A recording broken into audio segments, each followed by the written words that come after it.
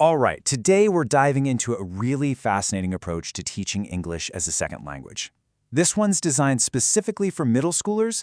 We're going to break down an interactive video curriculum that aims to make learning English not just effective, but actually fun. So let's get right into how it tackles one of the biggest hurdles in education.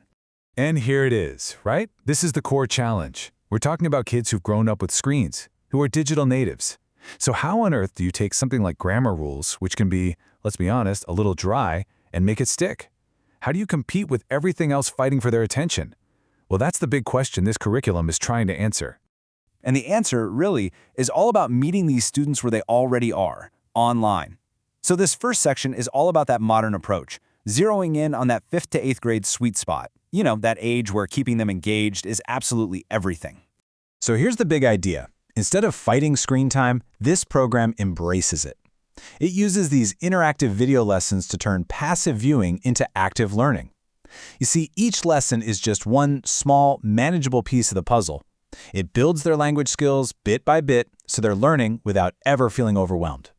Okay, so you can't build a house without a solid foundation, right? Well, when it comes to language, that foundation is grammar. Let's dig in and see how this curriculum lays that crucial groundwork by focusing on what it calls the building blocks of English.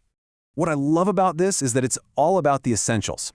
We're not getting bogged down in some obscure linguistic theory. No, this is the core toolkit. You've got tenses to talk about time, nouns to talk about things, and adjectives to add detail. By really nailing these, students aren't just memorizing rules, they're getting the power to express themselves and actually start communicating. So knowing the rules is one thing, but actually using them, that's the whole point. This next part shows how the curriculum bridges that gap, moving from just knowing grammar to the practical stuff, like understanding what you read and hear. And this slide just shows that integrated approach perfectly. See how the skills are parallel? When you learn to find the main idea in a text, and then you also learn to find it in a short talk, your brain builds these stronger, more flexible connections. It's not just about learning to read and learning to listen separately, it's about using both to forge a much more powerful language toolkit. So, how do they actually do it? Well, it's not about just throwing a wall of text at a student and hoping for the best. The program actually teaches them how to be little language detectives. Spotting repeated words for clues, using the pictures to unlock meaning, and making smart guesses about new words. These are the tools that build confident, independent learners. Okay, this is my favorite part. This is the secret sauce, the engagement engine that makes the whole thing work. How do you make sure students are actually absorbing all this stuff? Simple. You make it a game. The method here is so simple, but it's so powerful. Explain, practice, connect. It works because it's exactly how our brains are wired to learn. First, they explain it, but then comes the important part, the practice and connect steps.